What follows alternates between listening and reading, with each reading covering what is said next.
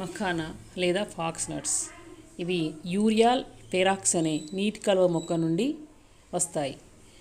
వీటిలో యాంటీ ఆక్సిడెంట్స్తో పాటు పొటాషియం కూడా ఉంటుందండి. ఇవి లోటస్ ప్లాంట్స్ నుంచి అలా కిందటువంటి ఆ మొగ్గల నుంచి ఆ హోల్స్ నుంచి తీస్తారు, ఆ బ్లాక్గా ఉన్న వాటిని తీయడానికి ఇలా పడవల్లో వెళ్ళి వాటిని సేకరిస్తారు. ఇలా వాళ్ళు తీయడానికి చాలా కష్టపడతారండి. అందులో ఏమన్నా క్రిమి కీటకాలు, పాములు అలాంటివి ఉన్నా కూడా వాటిని చూసుకుంటూ జాగ్రత్తగా సేకరిస్తారు. చాలా కష్టపడతారండి.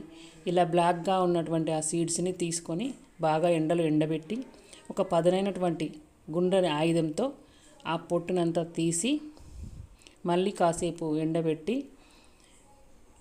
ఇలా వైట్గా తయారు చేస్తారు. అయితే వీటిని డైరెక్ట్గా మనం తెచ్చుకొని తినకూడదండి. ఇలా ఆయిల్తో కానీ నెయ్యితో కానీ వేయించుకొని తినొచ్చు. అవి ఏవి లేకుండా కూడా డైరెక్ట్గా వేయించుకొని తినొచ్చు. నూనె, ఆయిల్ ఇలాంటివి ఏం హెల్త్కి ఏం మంచిది కాదు కాబట్టి, ఆల్రెడీ మనం కర్రీస్లో బాగా ఆయిల్ తింటున్నాం కాబట్టి వీటిలో వేయకుండా కూడా తినొచ్చు. ఇందులో బరువు తగ్గే లక్షణాలు ఎక్కువ ఉంటాయండి. తర్వాత ఎక్కువగా తినకూడదు, ఏదైనా కొద్దిగానే తినాలి. వీటికి బదులుగా ఆలు, టొమాటో అండ్ ఖర్జూర, మష్రూమ్స్, పాలకూర, సోయాబీన్స్, గుమ్మడి గింజలు ఇవి కూడా తీసుకోవచ్చండి.